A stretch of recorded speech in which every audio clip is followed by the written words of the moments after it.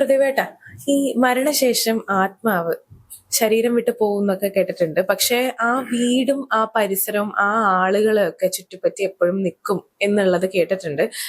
അതൊരു പക്ഷേ എനിക്ക് തോന്നുന്നു ആ ഒരു അടിയന്തരം ആ ഒരു ടൈം വരെയൊക്കെ ഉണ്ടാവും എന്നൊക്കെയാണ് കേട്ടിട്ടുള്ളത്. അതിനുശേഷം കർമ്മങ്ങൾ ചെയ്തു കഴിയുമ്പോൾ ആത്മാവിന്റെ ആ ഒരു ഇത് കുറഞ്ഞു വരും എന്നുള്ളതാണ് കേട്ടിട്ടുള്ളത്. പക്ഷെ ഈ ഒരു ടൈമിൽ നമ്മൾ പേടിക്കണം എന്നൊക്കെ പറഞ്ഞ് കേൾക്കാറുണ്ട്. ഈ സമയത്ത് ആത്മാവിന് ബന്ധുക്കളെന്നോ ശത്രുക്കളോ ഒന്നോ ഇല്ല എന്നൊക്കെയാണ് കേട്ടിരിക്കുന്നത്. പക്ഷെ പലപ്പോഴും നമുക്ക് എൻ്റെ ഫ്രണ്ട്സിന്റെ ഇടയിലൊക്കെ പല അനുഭവങ്ങളും ഒക്കെ പറഞ്ഞ് കേട്ടിട്ടുണ്ട്. അതായത് കുട്ടിയുടെ അമ്മ മരിച്ചിട്ടുണ്ടായിരുന്നു. കുറെ നാള് മുമ്പ് മരിച്ചിട്ടുള്ളതാണ്.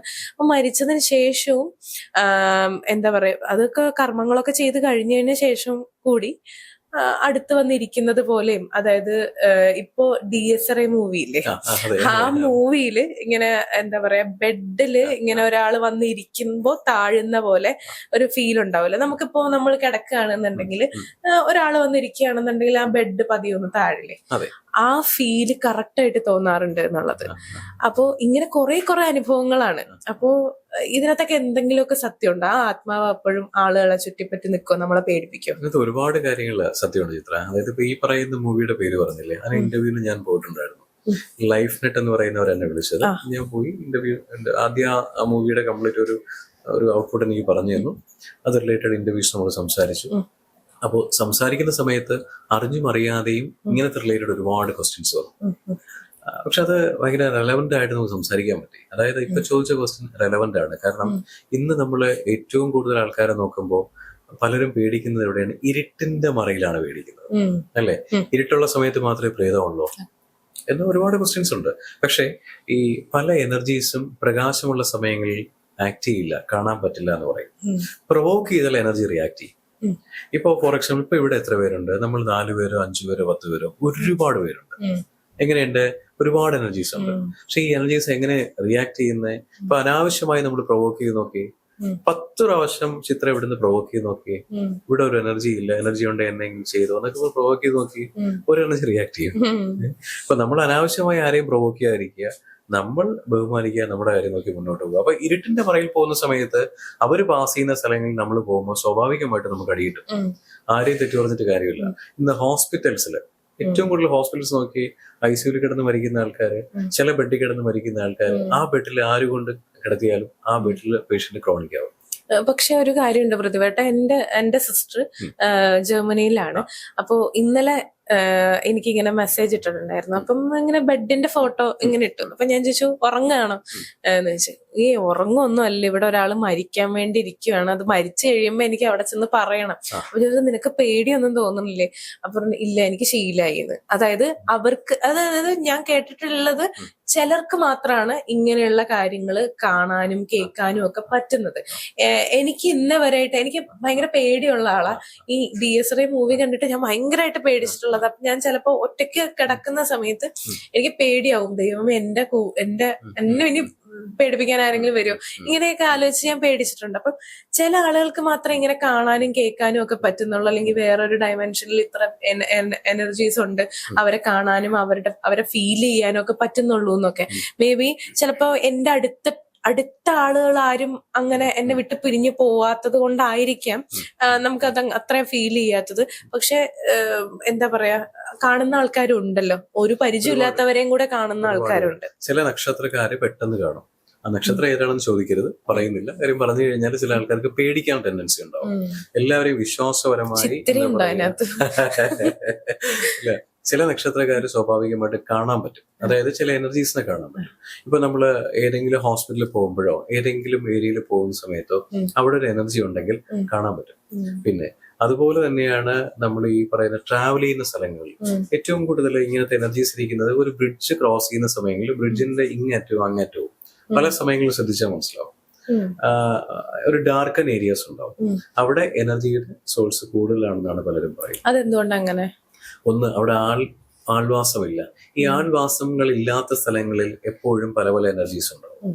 അവർക്ക് ഏറ്റവും കംഫർട്ട് സ്പേസിലായിരിക്കും ഇരിക്കുക. അപ്പൊ നമ്മൾ ഇടയ്ക്ക് ഒരു സ്റ്റോറി സംസാരിക്കുകയുണ്ടായി, ഒരു ഫ്ലാറ്റിന്റെ ഒരു കഥ നമ്മൾ പറയുകയുണ്ടായി. അപ്പൊ ഇതുപോലെയാണ് പല സ്ഥലങ്ങളിലും ഉണ്ട്. പല നമ്മൾ ഈ ചില ട്രിവാൻഡ്രം മെഡിക്കൽ കോളേജ്, കൊല്ലം, പല ഹോസ്പിറ്റലിലെ സൈഡിൽ കൂടെ പോകുമ്പോൾ രാത്രി വിളി കേൾക്കും. ഇപ്പോഴും ഉണ്ട് ഒരുപാട്. ഞാനൊക്കെ പഠിക്കുന്ന സമയത്തൊക്കെ ഒരുപാട് പേര് പറയും. അപ്പൊ അന്ന് നമ്മളൊരു കെട്ടുകഥയാണെന്ന് വിചാരിക്കും. ഇപ്പോഴും എത്രയോ പേർ കേൾക്കുന്നുണ്ട്. എന്തുകൊണ്ടാണ് വിളി കേൾക്കുന്നത്? അവിടെയാണ് ഈ സാധാരണ രീതിയിൽ മരണപ്പെട്ട ഒരു ആത്മാവ്, ഇപ്പൊ ഒരാൾ മരിച്ചു നമ്മുടെ കുടുംബത്തില്, ഇപ്പൊ എന്താ ചെയ്യുക? അടുത്ത കർമ്മങ്ങളിലേക്ക് പോകും, അടിയന്തര കർമ്മങ്ങളിലേക്ക് പോകും. ഒരാൾ മരണപ്പെട്ടു കഴിഞ്ഞാൽ ആദ്യം ആ ആത്മാവിനെ എവിടെയാ കൊണ്ടുപോകുന്നത്?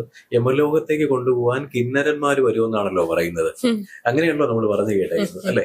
സോ അതൊരു കഥയായാലും അല്ലെങ്കിലും മരണം കഴിഞ്ഞാല് ഈ ആത്മാവ് എന്തായാലും തിരിച്ചു പോകും.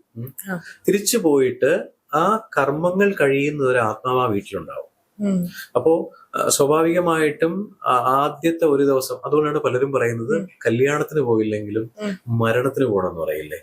കാരണം നമുക്ക് ഏറ്റവും ആവശ്യം ആരുടെ സപ്പോർട്ടാണ്? പിതൃക്കളുടെ സപ്പോർട്ടാണ്. പിതൃലോകം എന്ന് പറയുന്നത് ഭയങ്കര പവർഫുള്ളാണ്. അതായത് നമുക്ക് വലിയൊരു പിതൃ പരമ്പരയുണ്ട് ചിത്ര. ഈ പിതൃ പരമ്പര നമ്മൾ സപ്പോർട്ട് ചെയ്ത് കഴിഞ്ഞാൽ നമുക്കൊരു സംഭവം വരില്ല. നമ്മൾ എപ്പോഴും പ്രൊട്ടക്റ്റഡ് ആയിരിക്കും. എപ്പോ ആഹാരം കഴിക്കുമ്പോഴും പിതൃക്കൾക്ക് വേണ്ടി മാറ്റി വെച്ചിട്ട് കഴിക്കൂ.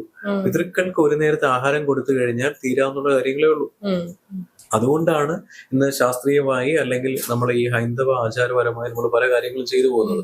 41 ദിവസം കർമ്മങ്ങൾ ചെയ്യുമ്പോൾ ഈ ആദ്യത്തെ മരണം കഴിഞ്ഞ് ആദ്യത്തെ ദിവസം ചടങ്ങ് ഓരോ ശരീരഭാഗത്തിനല്ലേ, കഴുത്ത് കണ്ടിക്കുന്നു, കൈ കണ്ടിക്കുന്നു, കാല് കണ്ടിക്കുന്നു, നമ്മുടെ പിന്നെ പൂർണ്ണമായിട്ടും ബോഡി കണ്ടിച്ചു വിടുന്നു. അപ്പൊ ഓരോ ബന്ധനം അവിടെ കട്ട് ചെയ്ത് വിടുന്ന സമയത്ത് ഈ 41 ദിവസം കഴിയുമ്പോൾ എന്താണ്? പൂർണ്ണമായിട്ടും ആ കുടുംബത്തിൽ നിന്നും ആ ആത്മാവ് സ്വതന്ത്രമായി തിരിച്ചുപോയി. പിന്നെ ഇങ്ങനത്തെ പ്രസൻസ് ഒന്നും കാണില്ല. അതാണ് അവിടെയാണ് ഈ സാധാരണ മരണം എന്ന് പറയുന്നത്. പക്ഷേ അസാധാരണ മരണങ്ങൾ വരുമ്പോൾ എന്താ സംഭവിക്കുക? ഈ അലഞ്ഞു തിരിഞ്ഞു കിടക്കുന്ന ആത്മാക്കളുടെ അസാധാരണ മരണങ്ങൾ എങ്ങനെയാ സംഭവിക്കുക? ആ ആത്മാവ് പൂർണ്ണമായിട്ടും ഇവിടെ വന്ന് അനുഭവിച്ച് പോകണം എന്നുള്ള ഒരു സംഭവത്തിൽ വന്നതാണ്. അപ്പൊ മേ ബി ആക്സിഡന്റ് ആയിരിക്കാം, സൂയിസൈഡ് ആയിരിക്കാം. അപ്പൊ ഇത് എങ്ങോട്ട് പോകും? തിരിച്ചു പോകാൻ പറ്റുമോ? പറ്റില്ല. ആ ഹെയർ സോൾസ് കൊണ്ടുപോകാൻ വരില്ല. ഇവര് ആത്മാവ് അലഞ്ഞു തിരിഞ്ഞ് നടന്ന് നമ്മളെല്ലാം എനർജി വേൾഡിനകത്ത്. എനർജി വേൾഡിൽ ഒരുപാട് ഡയമെൻഷൻസ് ഉണ്ട്. 14 ലോകങ്ങൾ എന്നാ പറയുന്നത്. അപ്പോ 7 തലങ്ങൾ കഴിഞ്ഞ് പോകുമ്പോഴാണ് നമ്മൾ ശരിക്കും മോക്ഷപ്രാപ്തിയിലേക്ക് വരിക. അതുകൊണ്ടാണ് രാവിലെ എഴുന്നേൽക്കുന്ന സമയം മുതൽ ഭസ്മധാരണം തുടങ്ങണമെന്ന് പറയുന്നത്. എന്തുകൊണ്ടാ? നമ്മൾ ഒരു രീതിയിലുള്ള അപമൃത്യുവും വരാതിരിക്കാൻ വേണ്ടി മഹാദേവന്റെ ഒരു അദൃശ്യ ശക്തി ഉണ്ടാവും എന്ന് പറയുന്നത്. അപ്പോ മരണം കഴിഞ്ഞാൽ നമ്മളെ ഡയറക്ട്ലി മോക്ഷപ്രാപ്തിയിലേക്ക് കൊണ്ടുപോകുന്നു പറയുന്നത്. ഈ അസാധാരണ മരണമുള്ള ആൾക്കാര് ഈ സോള് പേടിപ്പിക്കാൻ സാഹചര്യമുള്ള സോളും ഉണ്ട്. അവർക്ക് വേറെ ഒന്നും അവരുടെ ജോലി എന്താണ്? ഇങ്ങനെ അലഞ്ഞു തിരിഞ്ഞ് നടന്ന് 1ഉം 2ഉം റിലയൻസിലേക്ക് എത്തുന്ന ആൾക്കാർ എന്താണ്? വികൃതപരമായ പൈശാചികമായ ക്യാരക്ടറും വിളിയും ബഹളവും ഉള്ളതായിരിക്കും. അതുകൊണ്ടാണ് ഇന്ന് പല ഗവൺമെന്റും അത്രയും സ്പെൻഡ് ചെയ്ത് റിസർച്ച് നടത്തുന്നത്. എന്താ പറയാ, ബാക്കിയുള്ള ലോകങ്ങളിലെ സൗണ്ട് കേൾക്കാനുള്ള പല മെറ്റീരിയൽസും ഉണ്ട്, അല്ലേ? അപ്പൊ സ്വാഭാവികമായിട്ടും നമ്മൾ ഏതെങ്കിലും ഒരു പ്ലേസിൽ എത്തുമ്പോൾ അവിടെ അങ്ങനത്തെ ഒരു സോലാൻ ഉണ്ടെങ്കിൽ പേടിക്കും. പേടിപ്പിക്കുന്നല്ല, പേടിക്കും, സ്വാഭാവികം പേടിക്കും.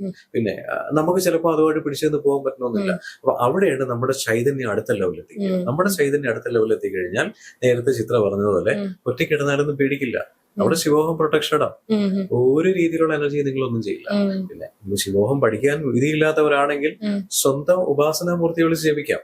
നിങ്ങൾ ഏത് മതത്തിൽ വിശ്വസിച്ചോ, ഹിന്ദു, ക്രിസ്ത്യൻ, മുസ്ലിംസ് എല്ലാം ഒരു എനർജിയാണ്.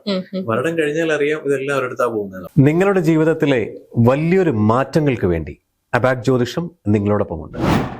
നിങ്ങളുടെ ജീവിതത്തിൽ വരുന്ന ഏത് തരം ജ്യോതിഷപരമായ, പൂജാപരമായ അല്ലെങ്കിൽ വാസ്തു സംബന്ധമായ എന്താവശ്യങ്ങൾക്കും അബാക് ജ്യോതിഷത്തിലെ കൺസൾട്ടന്റുമായിട്ട് നിങ്ങൾക്ക് സംസാരിക്കാൻ ഈ താഴെ കാണുന്ന നമ്പറിൽ വിളിക്കാവുന്നതാണ്. അതിലുപരി ജ്യോതിഷപരമായ പുതിയ അറിവുകൾ നിങ്ങൾക്ക് ലഭിക്കുന്നതിന് വേണ്ടി ഈ പറയുന്ന ചാനൽ സബ്സ്ക്രൈബ് ചെയ്യാൻ മറക്കേണ്ട ആവശ്യമില്ല. Thank you.